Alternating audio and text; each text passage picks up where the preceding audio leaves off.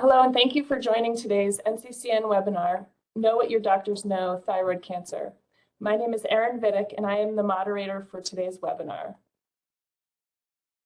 NCCN stands for National Comprehensive Cancer Network. NCCN is a not-for-profit alliance of 32 leading cancer centers across the United States devoted to patient care, research, and education. NCCN Foundation is a nonprofit organization that raises funds for NCCN patient resources, including the NCCN guidelines for patients, as well as patient webinars. These are funded using financial support from generous donors. The NCCN guidelines for patients are based on the NCCN clinical practice guidelines in oncology used by healthcare providers worldwide.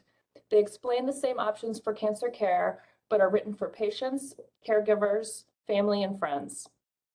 You can view and download free copies of the guidelines for patients from the NCCN website. High-quality printed copies are available for purchase through Amazon. If you ordered a book when you registered for the webinar and have not yet received it, you should be receiving it shortly. The Know What Your Doctors Know webinars complement the NCCN guidelines for patients. They cover a series of topics discussed by expert presenters. Viewers will have the opportunity to ask questions at the end of the presentations. This brings us to the presenters for today's webinar. I'm very pleased to introduce our first speaker, Dr. Megan Haymart. Dr. Haymart is Professor of Medicine in the Department of Endocrinology, Diabetes, and Metabolism at the University of Michigan Rogel Cancer Center. Also joining us from the University of Michigan Rogel Cancer Center is our second speaker, Elizabeth Hesseltine. Ms. Hesseltine is an advanced practice oncology nurse. Our third presenter today is Dr. Eric Blomain. Dr. Blomain is the patient advocate on the NCCN Thyroid Cancer Panel and is also a radiation oncologist with the Stanford Cancer Institute. Now I will turn it over to Dr. Haymart. Hello, so thank you so much. I want to thank the NCCN for inviting me, and I just want to say it's a pleasure to be with all of you today. So as Erin mentioned, I'm a professor of medicine at the University of Michigan. I spend all my working time focused on thyroid cancer.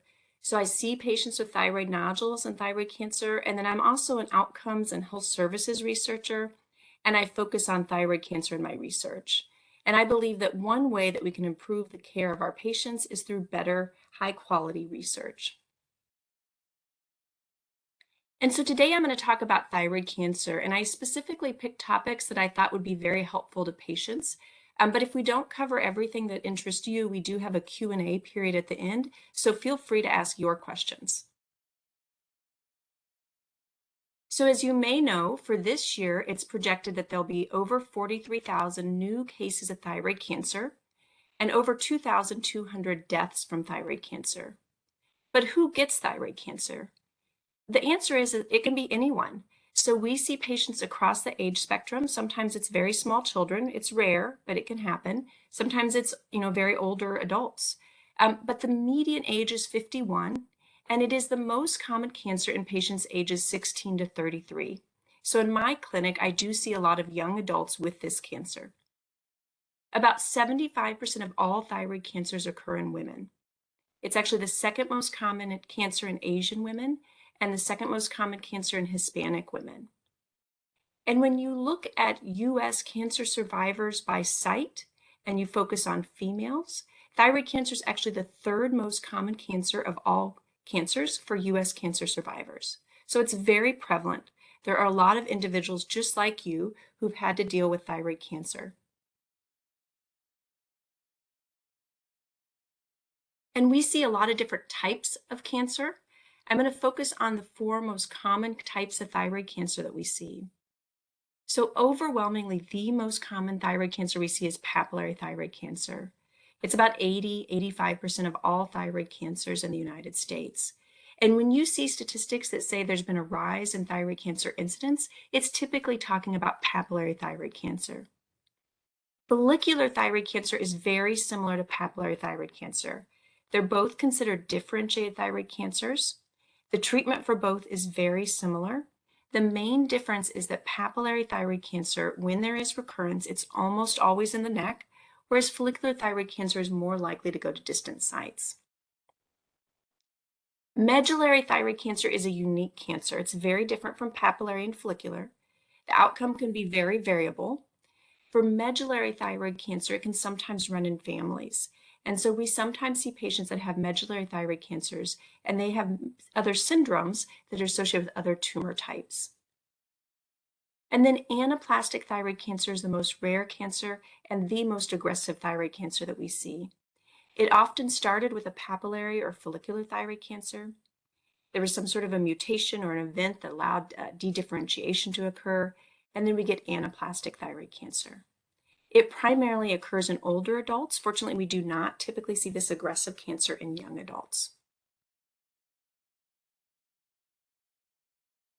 When you look at all thyroid cancer, the 5-year relative survival is about 98%, so most patients do have a very good survival.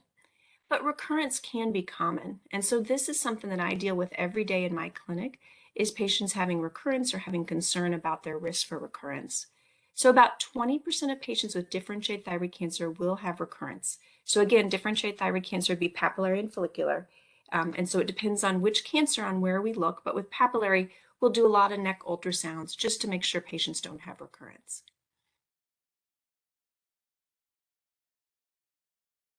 So we talked a little bit about the prevalent cancers and what we see in clinic. One thing that you may be interested about is treatment and the side effects. And so for differentiated thyroid cancer, which is papillary and follicular, the common treatments include surgery. And so this is where patients have a choice. Sometimes patients might get a total thyroidectomy, and that just means that all of the thyroid is taken out. So the thyroid, if you can imagine a butterfly-shaped gland in your lower neck, that's where the thyroid is. Sometimes patients will get a lobectomy, meaning just half the thyroid is taken out. And then very rarely in the US, but it does occur, sometimes patients will have a really small cancer and it'll just be followed, and that's called active surveillance. So reasons why patients may choose one type of surgery over another may be related to their cancer. So their physician may recommend that they have a total thyroidectomy because perhaps their cancer is larger or multifocal or looks more aggressive. Or the patients may be given an option of total thyroidectomy over lobectomy. And there are more surgical risks with total thyroidectomy. So total thyroidectomy, again, if you take out the entire thyroid, there's 2 nerves, one on each side, the recurrent laryngeal nerve, that runs up. And so there's a risk that that surgeon could nick the nerve. There's also 4 little parathyroids that surround that butterfly-shaped gland. And if they cut off the blood flow to those, patients can have permanent low calcium. So there are risk of low calcium and voice changes, with those risks greater with total thyroidectomy. So for some patients with low-risk disease, lobectomy may be preferred because they'll have less surgical risk. Also, after total thyroidectomy, everyone's going to need thyroid hormone replacement. After lobectomy, it's about 20% of patients who'll need thyroid hormone replacement. So radioactive iodine is sometimes used for differentiated thyroid cancer. It is not used for medullary thyroid cancer. But for differentiated thyroid cancer, what happens is any thyroid cell, basically normal thyroid tissue or differentiated thyroid cancer, uses iodine in its cellular functions. So when you give radioactive iodine, it's taken up into that cell, and it can ablate or sort of kill tiny bits of thyroid tissue that's left. It's not without risk. So it also can go to the salivary glands. So some patients will get a painful swelling near their jaw, where their salivary glands get enlarged afterwards. It can go to your tear ducts. So some patients will have dry eyes or tearing. They could have dry mouth and increased cavities. And then very, very rarely, there's thought to be a risk of second cancers. TSH suppression. So again, this is used for differentiated thyroid cancer some of the time. It's where they give a high dose of levothyroxine, which is thyroid hormone replacement, to try to keep the TSH low to prevent the cancer from growing. But it can have risks, so especially in older adults, we worry about arrhythmia and we worry about osteoporosis. So surgery, radioactive iodine, and TSH suppression are treatments that we think about for differentiated thyroid cancer. For medullary, it's typically surgery as standard of care, and these patients, they typically are not offered a lobectomy. It would usually be a total thyroidectomy and then having lymph nodes removed. And anaplastic can be a little more complicated. Ms. Hesseltine will touch on that in a bit. So So one of the things that I think is really important is that through our research, we try to learn more from the patients. And so I think that this will help drive better care. And it also helps us know what to focus future research endeavors on. And so my team previously surveyed patients with differentiated thyroid cancer, so papillary, follicular, and even some Hürthle cell, who were diagnosed in Los Angeles County or the state of Georgia.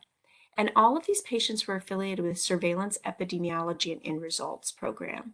And so if you're not familiar with SEER, when I gave those statistics earlier and said there'd be over 40,000 cases of thyroid cancer in 2022, those are all based on data from SEER. So SEER captures about 30%, a little bit more than that, of all thyroid cancer in the US. But because it's population-based, they can use those numbers to extrapolate across the United States. And the great thing about SEER is they have all the thyroid cancer pathology, the initial treatment. But what we added to that is we actually surveyed patients and also got patient-reported outcomes. And so we had that linked data, and I'll show you a little bit about what we found. So again, we focused on Los Angeles County in the state of Georgia, partially because this was a diverse representation. Georgia has rural and urban areas, has a large African-American population. LA has a large Spanish-speaking population, and so the surveys were in English and Spanish. We focused on papillary, follicular, and Hürthle cell, age 18 to 79. So all adults. We sampled over 4,000 patients. There were 4,185 response eligible patients, so we had to exclude people if they were deceased or didn't meet screening criteria. And so of those, we had 2,632 respondents, so a 63% response rate. So we were very happy with this, and we wanted to know more about patients like you and what was their experience. And so one of the things that we asked is we said, many people experience complications or side effects as a result of treatment. Please select all of the complications or side effects you have experienced as a result of your thyroid cancer treatment. And what you can see here, so the bottom we have percents, and then we also have the counts, and we have a list of all of the complications or side effects that people reported. And so a lot of people, over 50%, report lack of energy. Weight gain, low mood was also common. And then, as I mentioned, some had dry mouth, which maybe could have been related to radioactive iodine. Some had voice changes, so you can see it's close to 30%. And then some would have low calcium, so again, closer to 25%. But there's a lot of symptoms that patients reported. We honed in a little bit more on voice. So we actually excluded patients who reported they had voice problems prior to surgery. That can sometimes happen if the cancer is invading the nerve already, or if someone has another problem, such as reflux. And we focused on those that had new voice changes. And you can see under 30% reported voice changes for greater than 3 months. VHI-10 score, which is a validated scale where we look at the impact of that voice, if they have to strain to produce voice, if it affects their work. You can see that about 13% reported that they had an abnormal voice based on this validated scale. And then it's small, it's about 5% that have documented damage of the nerve. And so why this is important is about 5% are having documented damage of the nerve, but about 13% have a very abnormal voice based on this validated scale. And so that means that voice problems are likely more prevalent than we ever realized. Many of these patients may need further investigation, and there could be some things that we might be able to do to help their voice. And so if you're having issues with your voice after surgery, it is common. Short-term changes, so less than 3 months, often transient, but if they become long-standing, further investigation may be needed. The other thing we wanted to know about was worry. So I mentioned that I see patients with thyroid cancer daily, and I see worry a lot. So I know it's common for my own clinic, but how common is it in a population-based setting? So we excluded patients with recurrent, persistent, and distant disease, and it was 2 to 4 years after diagnosis, and we asked them about cancer-related worry. And we saw that 41% had worry about death, 44% worry about harms from treatment, 58% worry about their family being at risk for their cancer, 55% worried about impaired quality of life, and 63% were worried about recurrence. So the most common cancer-related worry was worry about recurrence. So if you also experience worry, you're not alone. This is a very common issue for thyroid cancer patients. And we wanted to know the impact of that worry. And so we specifically asked about their worry at time of diagnosis and then in the past month. So again, these were people that were surveyed 2 to 4 years after diagnosis.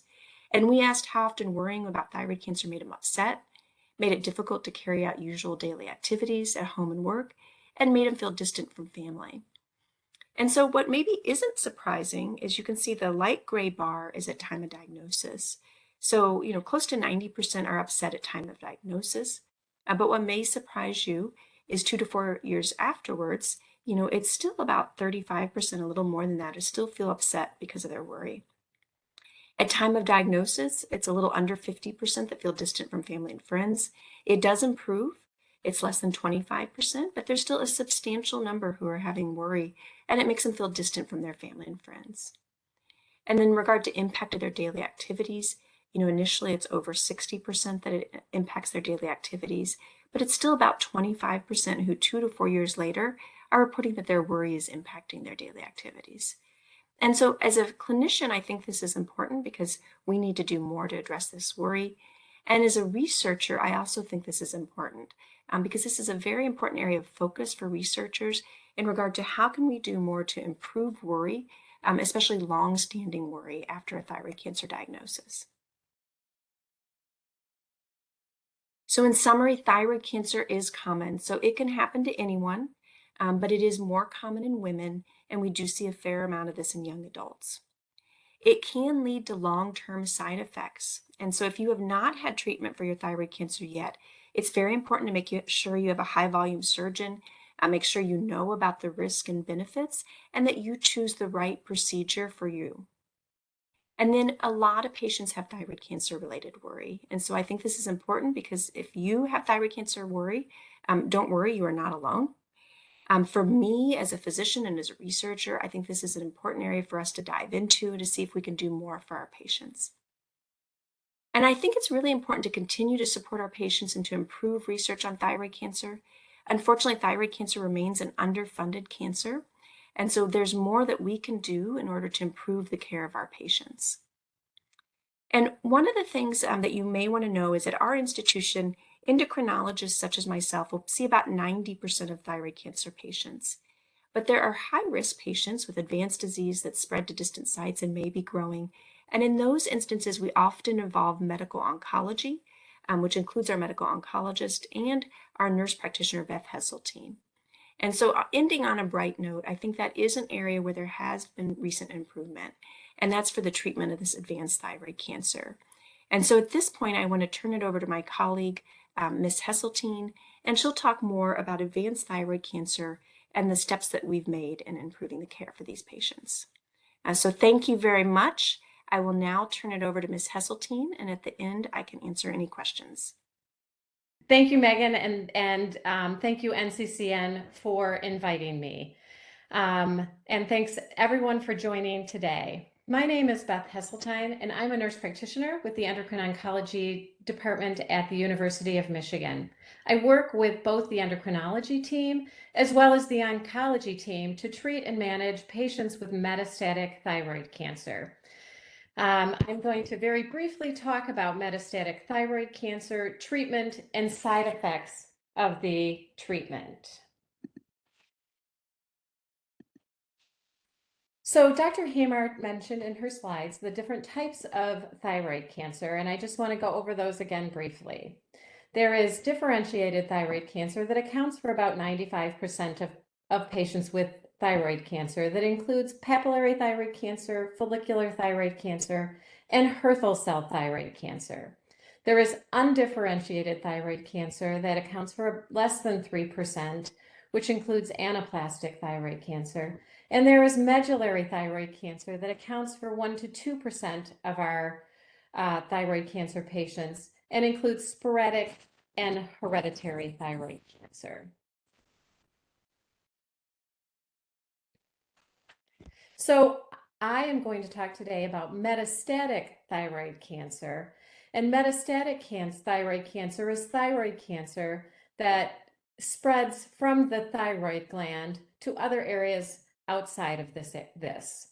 It can go anywhere, but the most common sites tend to be in the neck, lung, liver, muscles, bone, and brain and spinal cord. Less than 5% of our patients will have the spread of cancer outside of the neck to other organs. I do oftentimes hear patients asking, when there is metastatic disease present, is, do I now have lung cancer? Do I now have liver cancer? And we discuss that this is metastatic disease to the lung or liver or other organs, but it is from the thyroid cancer. So systemic therapy is the treatment that we use. It's a substance that travels in the bloodstream, reaching and affecting cells throughout the body. So some examples of systemic therapy include chemotherapy, targeted therapy, and immunotherapy. Part of determining what the best treatment or systemic therapy is right for our patient is to complete biomarker testing. So in biomarker testing, we are recommending it in all of our metastatic thyroid cancer patients, and we can use your original thyroidectomy pathology, or we may have to do a new biopsy. And this testing can be ordered by your surgeon, by your endocrinologist, or by your oncology team. Of course, it comes with many different names, and to include molecular testing, tumor profiling, genomic testing, next generation sequencing, or mutational testing. We also often use biomarker testing to determine eligibility for clinical trials. I'm going to just briefly talk about the names of some particular biomarker testing, just so that you become familiar with those tests that may be completed on your cancer. Those are BRAF V600, NTRK, ALK gene fusion, a RET gene fusion, DNA mismatch repair deficiency, microsatellite instability, and tumor mutational burden. So now, when is the best time to begin systemic treatment? We see patients who have evidence of recurrence or metastatic disease. We then evaluate to see if they have, with CT imaging, as well as looking at, do they have a negative RAI uptake, and do they have progression of disease post radioactive iodine? Then we begin to talk about systemic therapy. We look at patients and we look at the burden of disease. We look at the time of progression, meaning the time that, how long did it take for your cancer to progress, as well as, are you symptomatic from your disease? And of course, we always take into consider what the patient wants to do. So in patients with a small burden of disease, with progression time of less than 12 to 14 months, we often will consider continued observation, and that's on a case-to-case basis. During the observational time, we follow with serial imaging as well as TSH suppression that Dr. Hamer discussed. With a larger burden of disease and a progression time of 12 to 14 months, you may or may not be symptomatic from your disease. We will often recommend initiation of systemic treatment on a case-by-case basis. We also do discuss with our patients that systemic therapy for metastatic thyroid cancer will not cure the thyroid cancer, but the goal is to help stabilize or decrease the cancer size. So now, what do we treat with? There are many new FDA-approved medications for metastatic thyroid cancer. 15 years ago, the treatment options were very limited, and we have had many new treatments, both with multi-kinase inhibitors as well as for targeted treatments. I'm going to go over a few of the medications just so that you have the names to be aware of. And the first group is multi-kinase inhibitors, and that we use for metastatic, differentiated, and medullary thyroid cancers for those that don't have specific mutations found. Those are vandetanib, which was initially FDA approved in 2011, cabozantinib, FDA approved in 2012, sorafenib in 2013, lenvatinib in 2015, and most recently cabozantinib was reformulated and reapproved in 2021. Now, for those patients with an NTRK gene fusion, we have drugs called entrectinib and larotrectinib. For cancers with a RET mutation, we have selpercatinib and pralsetinib that were more recently FDA approved in 2020. And we also have cancers that for BRAF inhibitors or BRAF V600E that are called dabrafenib and trametinib. We have immunotherapy that we recommend for patients with a high tumor mutational burden. So side effects of treatment. And as Dr. Heymart discussed about worry, this is the one thing that I see that patients are most worried about. They're worried about maintaining quality of life while controlling their cancers.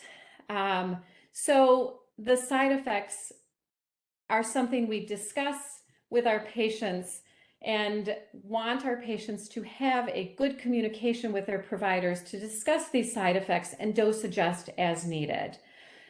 All of the drugs that I talked about in the previous slide are taken by mouth, aside from the immunotherapy, which is given by IV. We follow our patients at the University of Michigan very closely when we start systemic therapy. We follow them weekly or monthly. We follow their laboratory results. We follow their vital signs, and most specifically their blood pressure, as sometimes these medications can cause elevated blood pressure. We also often ask that patients take their blood pressure at home. We sometimes follow with EKGs and urine samples. And the most common side effects that I see is fatigue, and this is the side effect that I see that most patients are worried about. They want to be able to maintain quality of life on these medications, but also control their cancer. We do see rash, diarrhea, nausea, high blood pressure that I discussed before, loss of appetite, and sometimes hand and foot syndrome, which is the redness of your hands and swelling or blistering of your hands or your feet. When we discuss starting medications, we look at many factors, like I discussed before, but with the goal of controlling the medications and maintaining quality of life, which is, I know, is very important to all of our patients. And we want patients to have good communication with their providers to discuss these side effects and make dose adjustments as we need to. So I know I gave you a lot of information in a very short amount of time, but here are just a couple of take-home points. We recommend biomarker tumor mutational testing for all patients with metastatic thyroid cancer. This will help us in looking for systemic treatment options as well as clinical trials. Targeted treatments should be considered when warranted, but can consider continued observation when there is a small burden of disease. I really want patients to know to work with their providers regarding dosing of systemic medications and managing of side effects to maintain quality of life. And one thing I didn't really discuss was clinical trials, but clinical trials can be considered if eligible. I also would refer you to the NCCN guidelines for patients, the Thyroid Cancer 2022, as that provides a lot of excellent information for our patients. I will be available at the end for questions, and thank you very much. And I'd like to now move forward to Eric Blomain. Thank you. Yeah, I'd like to thank the NCCN and my co-presenters and all the organizers for the opportunity to speak to you today. My focus today is going to be on the patient advocacy side of things. And so with that, I'd just like to get started. And so I'm going to be speaking about how kind of the different things that have been kind of discussed so far in the webinar kind of relate on a more personal level, both kind of an individual doctor-patient relationship and then kind of the larger issue of patient advocacy. So I just wanted to start, I won't kind of dwell too much on this, but I'm myself as a patient advocate, I'm a thyroid cancer survivor, and that's why I really like Dr. Heymart's summary of some of the issues that patients face, because although I'm generally very satisfied with my own outcome, I do have subtle kind of subclinical, almost like voice issues that I might even kind of be aware of after I'm done giving this talk today. And so there's lots of ongoing things that survivors deal with that kind of don't get captured by things because they're not severe side effects. So I love the attention being paid to those kinds of things. But yeah, I got my cancer shortly before starting medical school. And so it was kind of a very kind of formative time. I, had to have surgery and radioiodine, things that many people in the patient side of things are well familiar with. But then I started, I was already on the path of kind of doing science and medicine, but that kind of like solidified for me what my path was going to be like. But I realized also that I wanted to spend my career helping cancer patients in that way. But then I also just discovered that I kind of had a unique perspective on things, being that I had been on both sides of the patient care and the patient and the bedside, like being a patient. So I kind of tried to channel this into my work, but then I also realized that I kind of wanted to maybe apply those skills and that knowledge in a different way. So I started volunteering for an organization called Thyroid, who kind of has been promoting this event as well, this webinar. They're a great survivor and kind of volunteer organization for patients with thyroid cancer. So I began volunteering. And then, I have very meaningful communications in the doctor-patient relationship I have with my own patients, but kind of seeing it at that level was completely different for me. And so I kind of discovered a passion for patient advocacy. And so it kind of was never anything I sought out, but it's something that kind of found me. But I ultimately was accepted as the patient advocate for the NCCN guidelines. So that's all just kind of provide some context. It's not really to talk about myself, but so what is patient advocacy and what does it relate to you as a patient? So I didn't actually know when I started this. I kind of started where anyone might start by Googling it. There's several definitions you can find. This is one from the NCI, which is obviously a very reputable source. And so this is kind of a little bit of a long, clunky definition, but I think it kind of gets you in the vicinity. I think that's a little bit of a like kind of a utilitarian view of a patient advocate. So I looked to Wikipedia, which is also where one might go. Again, I found these definitions to be functional, but a little bit maybe too utilitarian.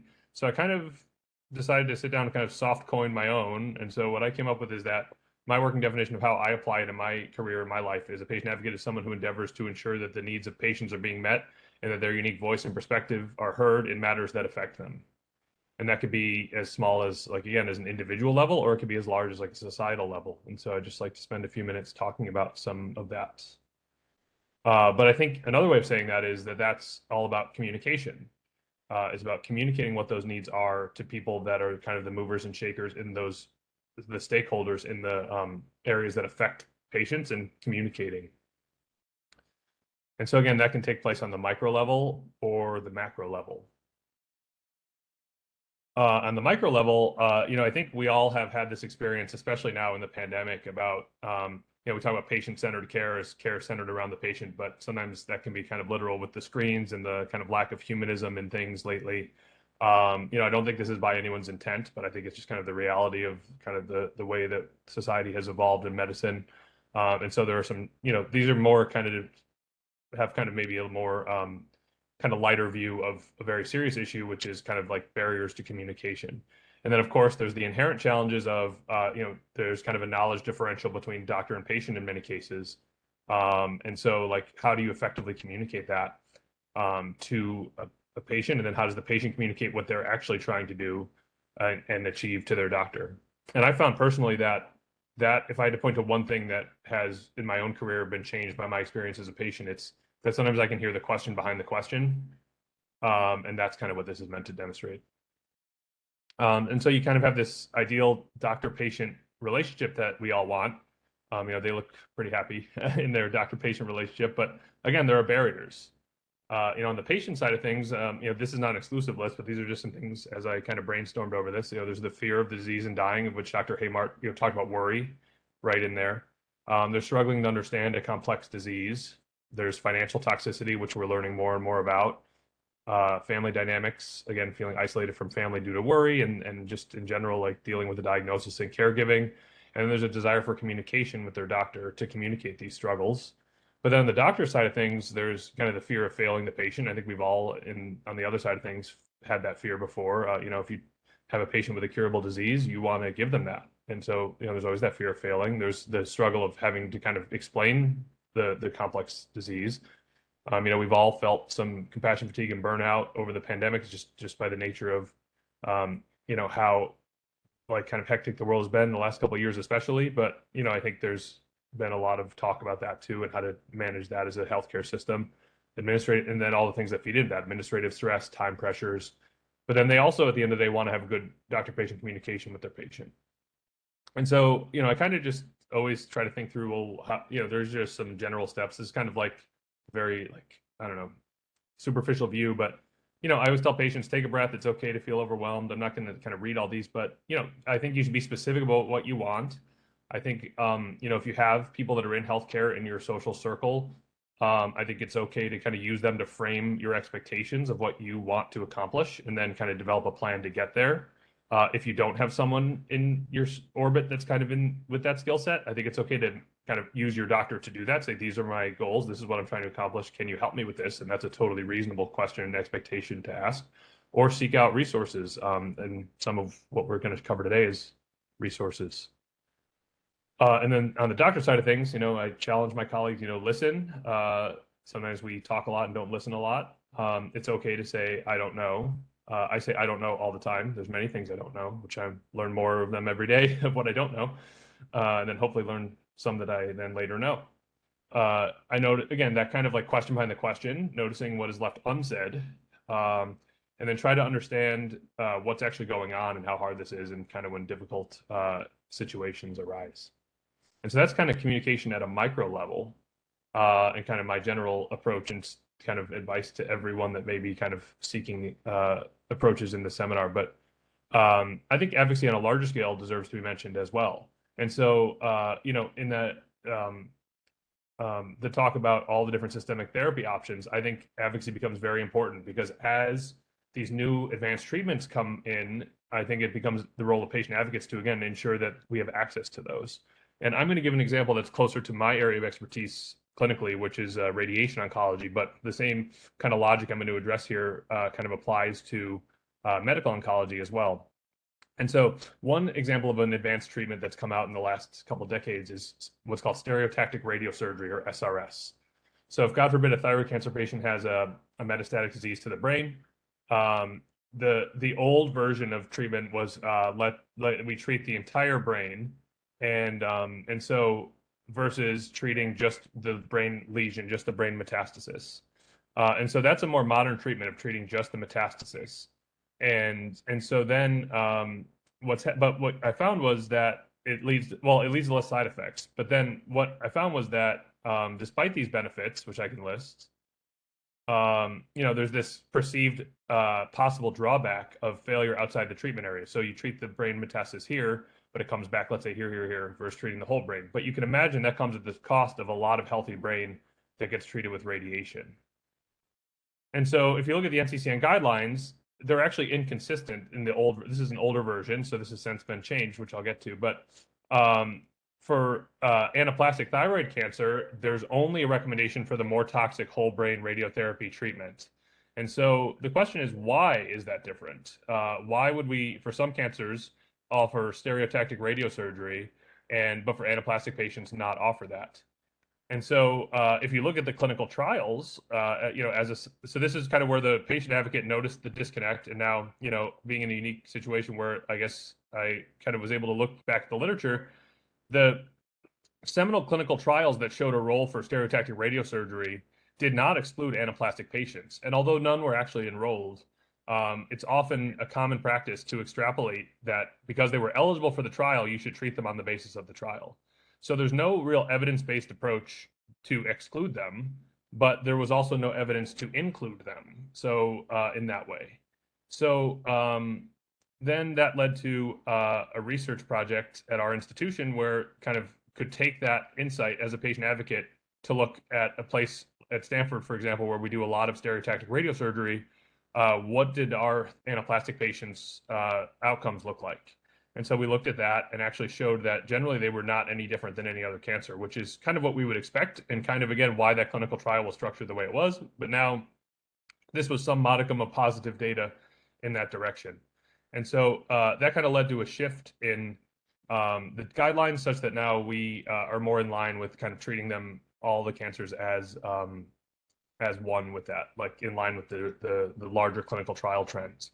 But I think that kind of underscores a big picture, which, you know, isn't on the bullets, but I'd like to just point out that I think as these new systemic therapies to the molecular testings come out, as these more modern radiation treatments come out, I think, you know, it's kind of like balancing the safety and the academic process that plays out, you know, which takes years or decades to advance through clinical trials, but balancing that against the very real patient need and compassionate use, and making sure that we're thoughtful that when we, you know, when we kind of, in the case of that stereotactic radiosurgery, if we aren't offering a less toxic treatment or a more advanced treatment, there should be a compelling reason why, not just inertia. Once kind of it becomes mainstream in other cancers.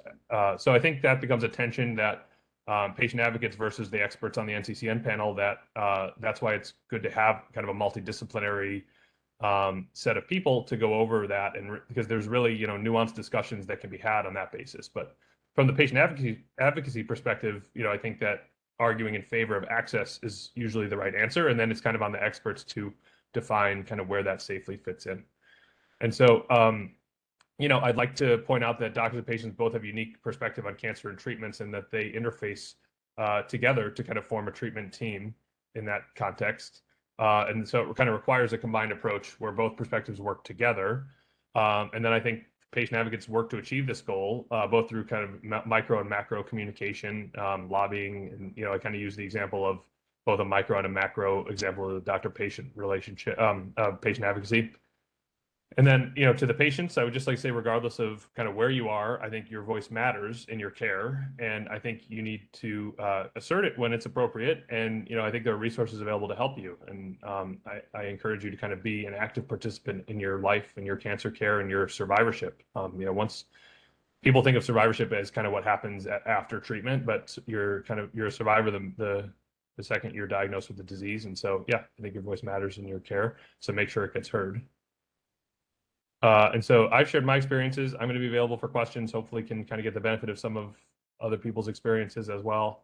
I just like to take a minute. I always like to kind of point out I always get kind of a kick out of cancer references in the general population. So like Deadpool's breast cancer awareness, and Simpsons, and Walter White might not be the best role model, but, you know, it was kind of like a pop culture thing.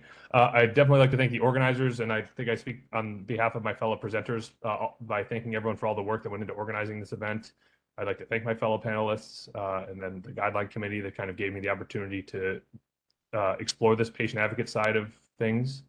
I'd like to thank all of my mentors and caregivers over the years, the foundations I mentioned, and then kind of I borrowed a lot of cartoons who I credited where it was appropriate, but I just like to thank them because I used their work. And with that, I'd like to conclude, and I'm available for questions. Great. Thank you, Dr. Bloemien, and thank you to all of our presenters. Our first question was submitted in advance of the webinar, and that involves after total thyroidectomy, if there are small suspicious lymph nodes, what is the treatment approach? So I'd be happy to answer this one. So this is an excellent question. And, you know, there can be some variation. So I'm just going to give sort of a general rule of thumb.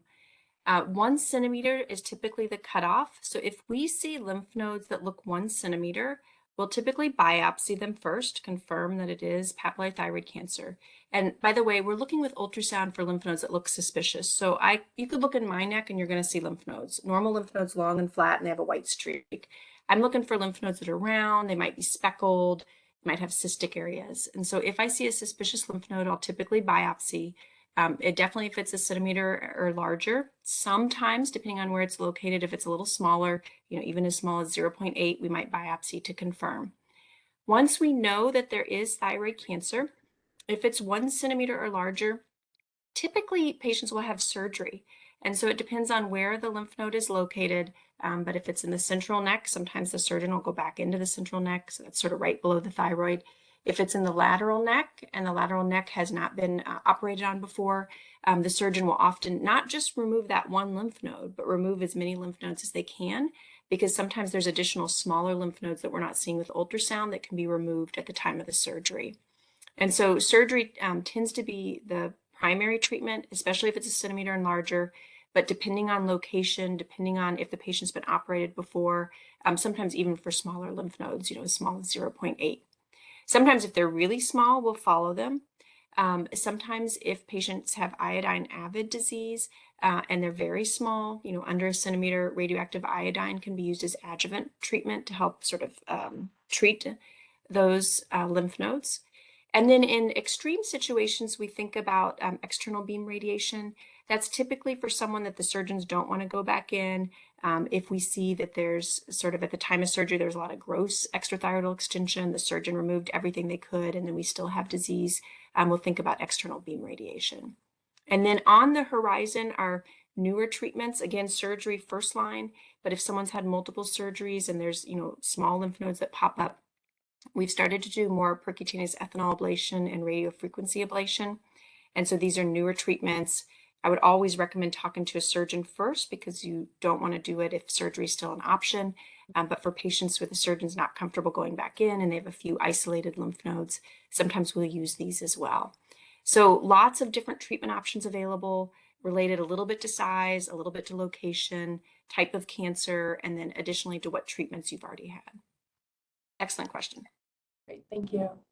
I'll just add that in some cases where surgical salvage is not possible, that's where we as radiation oncologists, we see a lot of radioiodine treatments. We don't see a lot of external beam treatments, but that is one area where potentially external beam radiation can play a role as well, is in that same kind of salvage setting as like the RFA kind of thing that Dr. Haymart was just going over. Thank you. Here's a question regarding what is the life expectancy range for metastatic papillary and metastatic medullary thyroid cancers? Right, so I can answer that. So technically the 5-year survival rate is for papillary thyroid cancer is about 75%, and the stated life expectancy for medullary thyroid cancer is around 40%. However, with the new targeted treatments and the new systemic therapies that we have seen a big extension on life expectancy. Great, thanks, Beth. Here we have an inquiry about multifocal papillary thyroid cancer and whether there is a contraindication to radioiodine treatment for someone with Li-Fraumeni, the Li-Fraumeni trait.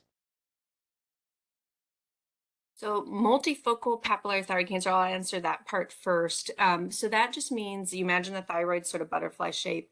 There's multiple sites of thyroid cancer. If they're really small, so for example, people who have cancers less than a centimeter, having one or many that are in the thyroid, patients still do really well. So prognosis is still excellent. Multifocal isn't always a bad sign. A lot of times you do end up needing a total thyroidectomy. If there's lymph nodes involved, sometimes that increases your risk, but we do see multifocal papillary thyroid microcarcinoma where patients have an excellent prognosis. Li-Fraumeni is sort of a special case. And so in those instances, if we don't have to use radiation, we usually try to avoid it. And so that would be something that you'd want to talk with your physician about. Again, everyone should talk with their physician and figure out what's best for them. But this would be an instance where you may want to avoid it if you can. Great, thank you. How long after surgery can molecular testing be ordered? So molecular testing can be ordered right after surgery. Oftentimes we do wait a bit to see if they become metastatic prior to ordering that, but it can be ordered right after surgery if the surgeon or the endocrinology team or the oncology team orders it. Thank you. Here we have an inquiry about the risks of biopsy and the potential of it to exacerbate spread or metastasis. So that's a great question. So I do a lot of fine needle aspiration, both of thyroid nodules and of lymph nodes. And with other cancers, that can be very fast growing. So for example, adrenal cancer, there are stories about it spreading through the biopsy. Thyroid cancer is usually a very, very slow growing cancer. And there's virtually no, history of it spreading through biopsies. It's a very small needle, same size needle used in blood draws, so very, very small. Most people tolerate the procedure well. We just use local lidocaine.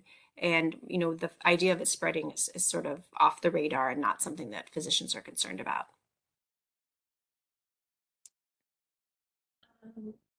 Here's an inquiry about how long does someone need to be cancer-free after surgery before they are considered cured? So that's a fantastic question. And there's other cancers where there's a more clear-cut line of when you're considered cured. Thyroid cancer, unfortunately, the line's a little blurry. What I can tell you is most recurrences, so 75%, are thought to occur in the first 5 years. It's thought that the majority of the other 25% are going to be in the next 5. So most recurrences will occur in the first 10 years. We do, it's infrequent, but we do see people where recurrences occur even later. The thing that you have to remember, more of these sort of aggressive cancers will recur early. So the longer you've lived without recurrence, even my patients who sometimes have recurrence, if it's been 8 years, it's often a very slow growing sort of recurrence that maybe was microscopic and it took time before it grew. So the further you are from surgery, if you're recurrence free, the better. And then rule of thumb, about 75% in the first 5 years. But I do wish we had better data on sort of when to stop following our patients and when we can truly call them, cancer free. But unfortunately, that's another area where we need a little bit more research. And then in terms of I totally understand the wanting to be cured aspect of it from a patient perspective. So I'll just jump in there and there's definitely just conceptually a blurred line between saying, oh, my cancer's in remission and cured. And I think as physicians, we sometimes use all those terms interchangeably because it is kind of a continuum. But I think it highlights the kind of fact that once you are a cancer survivor, that it never totally leaves your mind. It never totally goes away. And I think there's just some value in kind of validating that struggle and just that there's there's always kind of, it's part of you. And so for better or for worse in some cases, but my hope is that, everyone that gets into long-term remission stays there. But yeah, I think it kind of points to the desire to kind of put it in the rear view. And unfortunately, to some extent, the survivor kind of becomes part of your identity. And again, I think there's good and bad in that, but I think the question kind of evoked that in my mind. I don't know if that was kind of what you were intending, but just wanted to say a couple words about that. Is it common after a thyroidectomy for patients to be diagnosed with high cholesterol and diabetes? So I can answer that. So like I said, I see, 99% thyroid cancer and thyroid nodules, but I am an endocrinologist by training. So if it's not usually related, so if patients are really hypothyroid, it's thought that can sort of aggravate cholesterol problems, but usually as physicians, we try to make sure they're not hypothyroid. It is possible that once you're in the healthcare system, you might be getting screened for more things. And so there may be a correlation just because you're seeing your doctor more regularly that things are being worked up. But there's no known sort of direct correlation between thyroid cancer and then high cholesterol or diabetes. Right. Here we have an inquiry regarding the size of lymph nodes that can be treated with radioiodine therapy. So this is kind of similar to the first question. It's going to depend a little bit on the individual. One, they have to have iodine avid disease. So a lot of our papillary and follicular thyroid cancer are iodine avid, but not all. Two, we usually involve the surgeon in the decision making. So, if it's a certain size or located in a certain region, we might go to surgery first. But definitely for smaller, lesions, we have seen radioactive iodine in some individuals to be very effective. And I've even had young individuals with lung metastasis that were small and were iodine avid, and they responded extremely well to radioactive iodine. So it is fantastic that we have that option of therapy for patients, but it's sort of a shared decision making and it involves multiple providers about when radioactive iodine should be the next step, versus surgery or other management options. In the experience of the presenters, how often have you seen Hürthle cell carcinoma metastasize to the neck?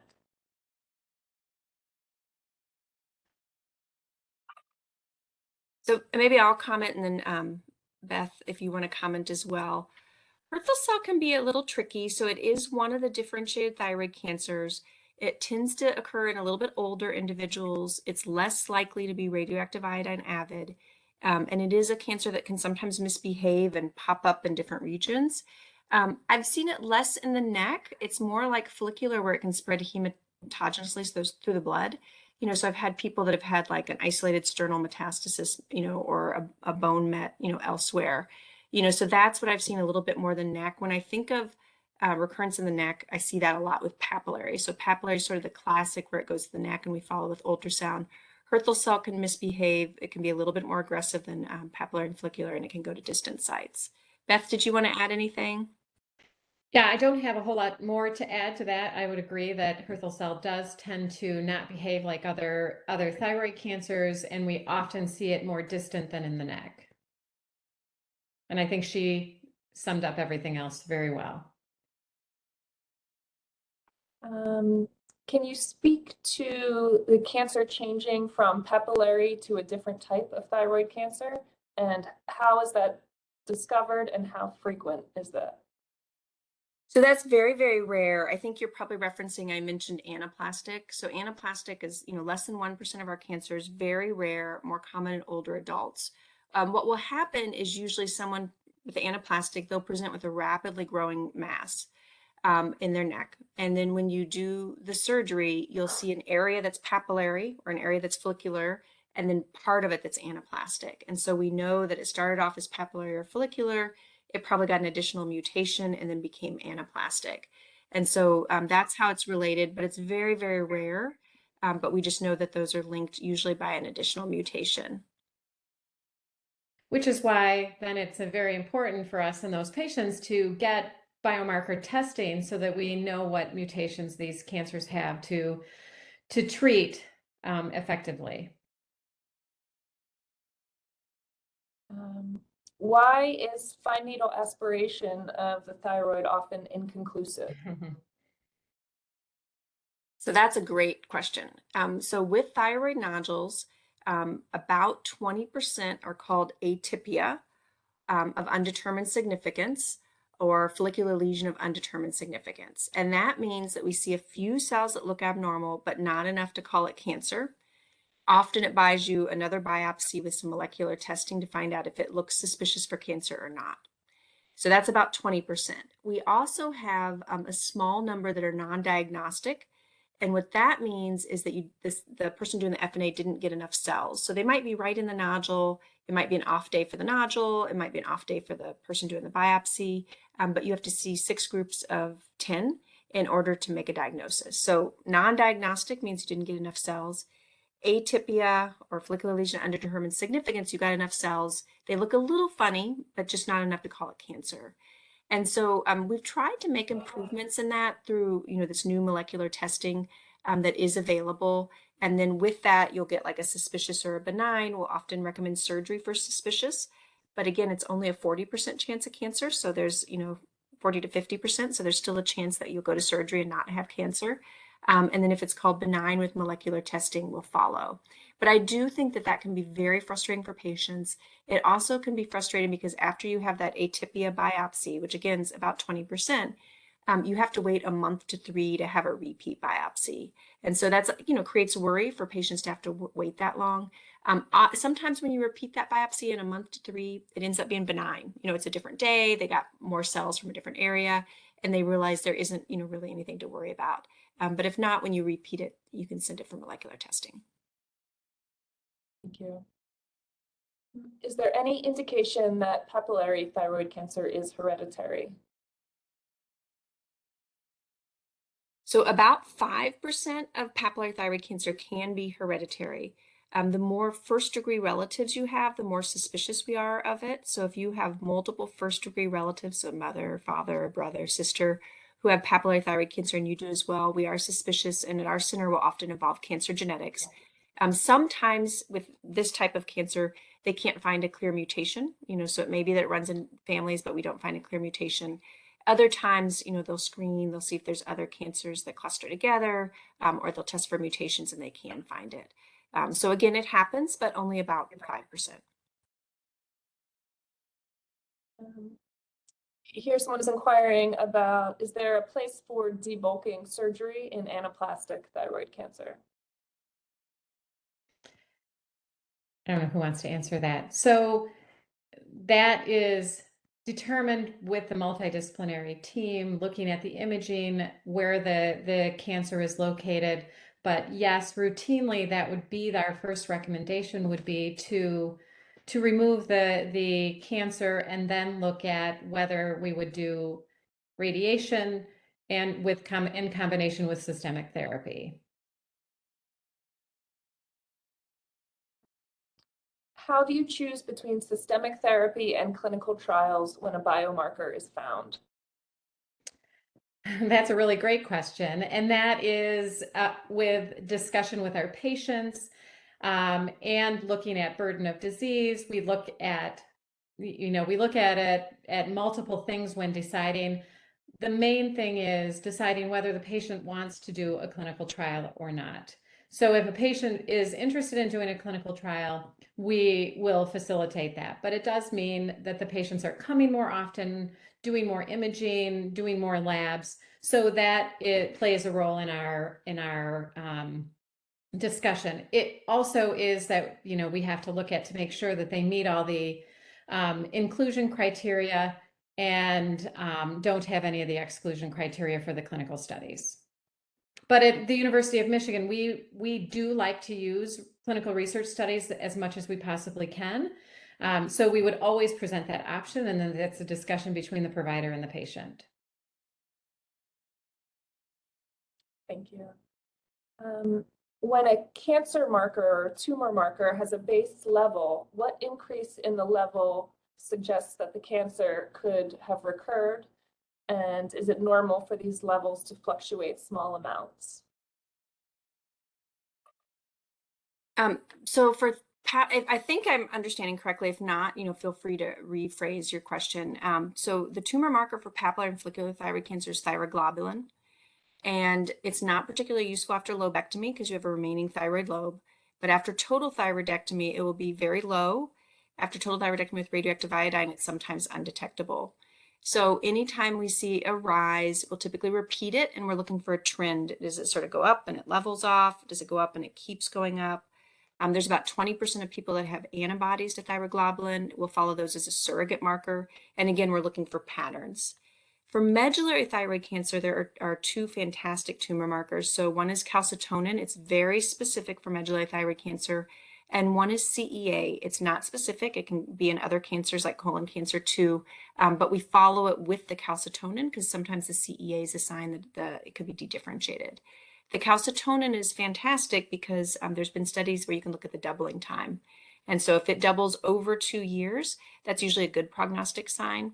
If it doubles in less than 6 months, that's usually a poor prognostic sign. And so we use that with the imaging, but that calcitonin could be a trigger for when we might need to get additional imaging.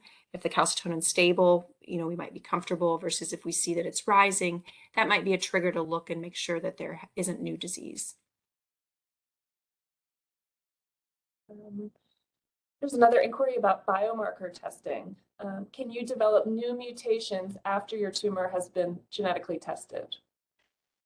Yes, potentially you could. Cancer mutates and changes, and technically, yes, you could. So often, if a patient's original thyroidectomy was 10 to 15 years ago and they develop metastatic disease, we will often recommend a new biopsy or a new sample to evaluate the cancer and the mutations in the metastatic disease.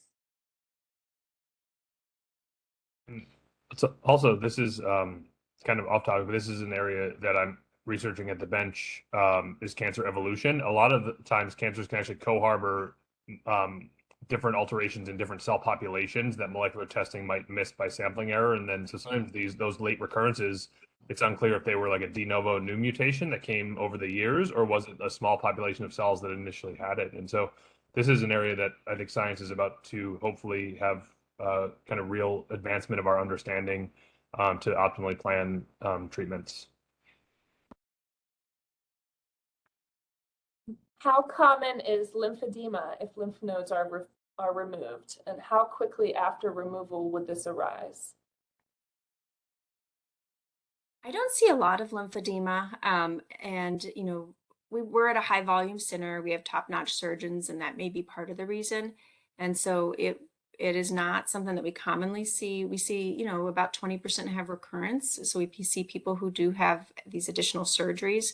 Your risk is going to be higher with the more surgeries that you have. But, I have spent my whole career seeing thyroid cancer, and, I can count on one hand some patients who have really severe lymphedema in my clinic, but it's very uncommon.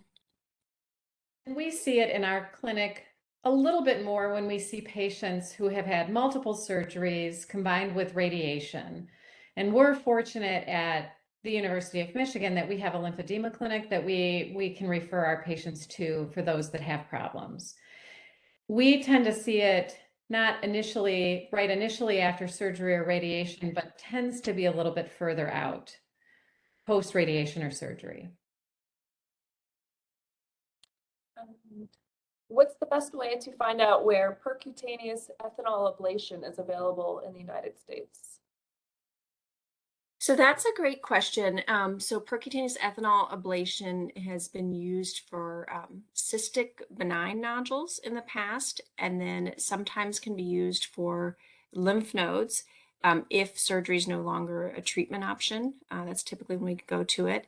And then radiofrequency ablation, which is really pioneered in Asia and in Europe, is now being used, to shrink benign nodules in the thyroid. You have to have 2 benign biopsies. And then again, sometimes it's being considered when surgery is sort of not an option and you have lymph node metastasis. It's popping up everywhere. And so I think there'll be even more availability in the next 5 to 10 years. It's very important that you, similar to your surgeon volume, you want to try to find out the volume of patients that are getting percutaneous ethanol ablation or getting RFA. And so sometimes that's not available online. You may, have to ask the physician who's providing it themselves. And sometimes this is provided by radiologists, sometimes by endocrinologists, and sometimes by surgeons. And so, I think it can be a little bit tricky. You're going to want to look probably at some of the major centers first, and then make sure you ask these questions. But again, I think in 5 to 10 years, we're going to see a lot more of it available, and you'll also have more experience with the people that are doing it are going to have more experience. How often is medullary thyroid cancer sporadic and not linked to a family history? So I had that in one of my slides. It's approximately 75% of patients diagnosed with medullary thyroid cancer are sporadic, and about 25% of patients are hereditary. And if we think that there is a risk for hereditary medullary thyroid cancer, we would refer to our genetics counselor to do genetic testing. And that genetic testing is a little bit different than the tumor mutational testing. This is testing of that person and not their tumor. So there's 2 kinds of genetic testing. Yeah, and I was just going to say, when we pick up medullary thyroid cancer, the first thing we're thinking is, could this be familial? Because it's so, it's common to be familial, with it being about 25%. So virtually everyone with a new diagnosis of medullary thyroid cancer will do RET testing, to find out if it is familial, because it has big implications for family members. And so that's pretty much standard of care, that even if it appears to be sporadic and they don't report having a family history, that we will dive deeper and still look into that mutation. Here we have a question regarding the implications of having medullary thyroid cancer in an ectopic thyroid nodule. So I'm not sure what that question is asking. Sure. A 3-centimeter papillary thyroid cancer in a right neck mass. And are they asking if that could turn into medullary, or I guess I'm not sure what the question is asking it. If any of you, if Dr. Haymart or Dr. Li-Fraumeni, if you could answer, I don't know what they're asking. Like an extrathyroidal mass that is medullary cancer. That's how I thought I interpreted it, but I'm not sure. That they were diagnosed with papillary thyroid cancer and had an additional medullary thyroid cancer? So if that's what they mean, I mean, once in a while we can see people have both papillary and medullary. Oftentimes I'll see someone will have like a microscopic papillary thyroid cancer, and then they additionally have the medullary thyroid cancer. You know, and if it's extrathyroidal for the medullary, anything that's not in the thyroid is usually more worrisome because obviously it's spread there. But I'm not 100% sure, you know, if that's the line of questioning or not. We are actually out of time for today, so I would like to thank all of our presenters again. We hope you enjoyed today's presentations. Thank you so much for attending. The NCCN Foundation would also like to thank the corporate supporters of this webinar, ISI, Exelixis Incorporated, and Lilly. Thanks again to everyone.